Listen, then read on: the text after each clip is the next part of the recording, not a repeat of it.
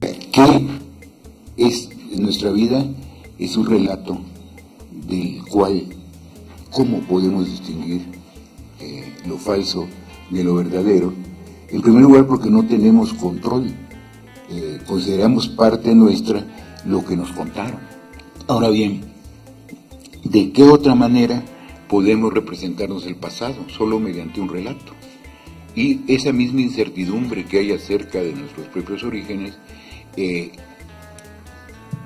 domina también nuestras relaciones humanas.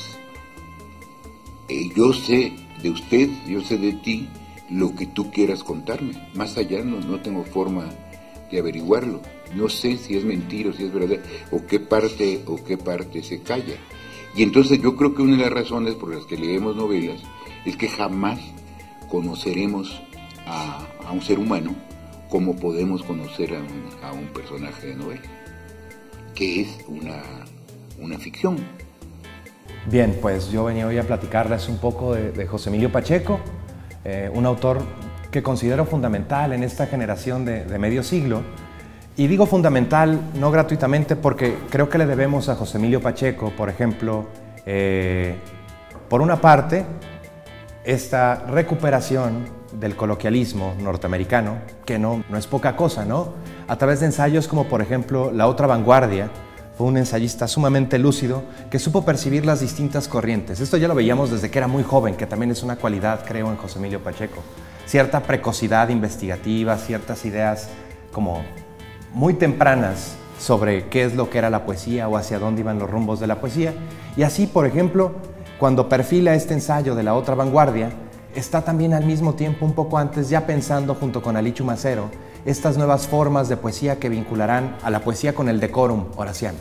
Es decir, el poema bien pulido, bien hecho, de buena factura, con un cierto giro esencial, pero también sustentado dentro de la lengua común y corriente, es decir, la lengua que todos hablamos, que escuchamos en la calle. Ahora, mucha gente dice, no, a mí no me importa, yo nunca he leído una novela, yo no puede no haberla leído, pero vive inmerso en un mundo de relatos. Toda nuestra vida es un relato constante. Si oigo el radio todo el tiempo, estoy oyendo relatos reales o imaginarios. Si veo la televisión, también. Si leo el periódico es una colección de relatos. Y con cosas tan sorprendentes y que muestran por qué uno no debe ser dogmático, que el gran género, el grande y nuevo género literario de este momento es el guión, no de las telenovelas, no de las series. La gente que escribe las series es de un talento extraordinario y de una calidad literaria muy grande. Entonces, ¿quién se hubiera imaginado esto? Entonces, lo que hacía Pacheco, que creo que es muy interesante y muy importante también, porque ahorita hablaré un poco de eso, su conexión con la gente, lo que hace muy interesante es revitalizar la lengua del pueblo, lo que Octavio Paz también quiso en algún momento, ¿no? Recuperar la lengua de la tribu, a pesar de que son un tanto antagónicos en tanto figuras esenciales de la literatura mexicana. Decía que esta conexión de Pacheco con el pueblo es muy interesante porque es de los pocos autores que ha trabajado magníficamente, a mi parecer, ensayo, novela y poesía al mismo tiempo, incluso también traducción en sus aproximaciones. Entonces es un autor multifacético, esencial, interesante, comprometido con su labor. Su conexión con el pueblo, digo que hay una cierta conexión con la gente, porque a nosotros nos tocó incluso recibirlo aquí en una de sus últimas apariciones en público, ¿no? La última vez que viene al Congreso de Poesía y Poética en el año 2002, si no mal recuerdo, él viene, lee poemas, se llenan estas salas de gente que quería escuchar a Pacheco, y esta vez él llega un poco tarde al evento y le preguntamos, oiga, bueno, sin ánimo de criticarlo, ¿no? Pero le preguntamos, maestro, ¿por qué llega? ¿Qué pasó? ¿Todo bien? Y dice, sí, no, es que hubo un pequeño contratiempo. Y ya nos contó hasta que llegó, dice, no, es que lamentablemente nos paramos en una gasolinera, ¿no? A recargar el coche, venía con Marcelo Uribe, el director de ERA, quien maneja su catálogo, y manejaba entonces también su catálogo. Se nos paramos en una gasolinera y había una excursión de niños de secundaria que reconocieron a José Emilio Pacheco, ¿no? Y todos habían leído Las batallas en el desierto, por ejemplo, o El principio del placer. y pues empezó a firmar libretas de secundaria de niños, ¿no? Entonces, tras firmar unos 120 libretas de secundaria de niños, ya por fin pudo venir para Puebla. Y por eso nos tardamos un poquito más. Es decir, era un autor muy querido y tampoco creo que eso sea gratuito.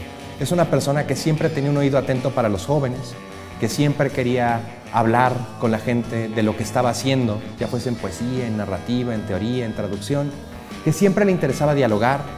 Dialogaba no solamente con la otra gente, dialogaba con su propio trabajo. En las oportunidades que tuve de platicar con él, casi siempre que te leía un poema, te decía, no, pero eso suena mal, hay que corregirlo, ¿no? Y ahí empezaba, no importaba si era solamente contigo o en un auditorio de 500 personas, decía, alguien présteme una pluma, necesito corregir estos versos, ¿no? Y empezaba a borrar versos y a escribirlos nuevamente. Tiene una beta poética muy interesante en sus 2 primeros libros. Es un autor ya consolidado de 19 años, por ejemplo, en Los elementos de la noche, alguien que sabe todas las formas de combinatoria métrica y rítmica de la poesía clásica española. Y luego más adelante, hacia su 3er libro, No me preguntes cómo pasa el tiempo, hace un viraje total, ¿no? Hacia el experimento poético, hacia el coloquialismo también, hacia las formas del haiku en ciertos casos, la brevedad, la síntesis poética, la fanopoeia o construir imágenes con poesía.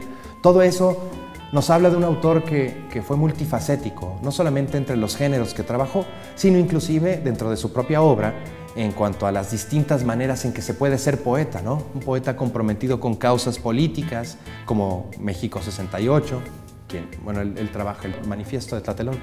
También, por otro lado, las culturas orientales, aproximaciones de poetas norteamericanos. A él le debemos una gran traducción de T.S. Eliot y de los 4 cuartetos. Es un autor multifacético, es un autor prolífico también, que nunca dejó de escribir, y yo creo aún más importante, que nunca dejó de pensar la poesía una y otra vez, ¿no? Siempre estaba consciente de que su labor era tanto como creador de poesía, como revisor de la misma, antologador, hace una antología fantástica del modernismo, todo el tiempo está intentando reunir a las principales voces, desde aquella antología Poesía en Movimiento, donde él participa muy joven y donde es el exponente, junto con Homero Aridgis, más joven que sale en esa antología, hasta los últimos trabajos, ¿no? Es decir, Tarde o Temprano, el volumen que reúne prácticamente casi toda su obra, estaba pensado para cerrar ya la obra de José Emilio Pacheco, y él sigue escribiendo un poco después. Es decir, como que se niega la clausura de su propia obra. Le gusta la revisión de la misma, le gustaba mucho la lectura de la misma, y él llegó a confesárnoslo, ¿no? Alguna vez aquí en la UAP o en pláticas decía, no, es que a mí no me emociona nada más que haya un nuevo lector de mi obra, que alguien venga a cuestionar lo que estoy haciendo, que me diga por qué estoy bien, por qué estoy mal, o hacia dónde puedo cambiar mi obra, siendo ya el autor consagrado que era, ¿no? Ganador del premio Cervantes, por ejemplo. No, nada más, sí, yo creo que con eso está bien. O poemas de Pacheco, no sé, 1 o 2. El que más me gusta, el de No me preguntes cómo pasa el tiempo. Dice, al lugar que fue nuestro llega el invierno y surcan por el cielo las bandadas que migran. Después renacerá la primavera, revivirán las flores que sembraste, pero en cambio tú y yo ya nunca más veremos la casa entre la niebla.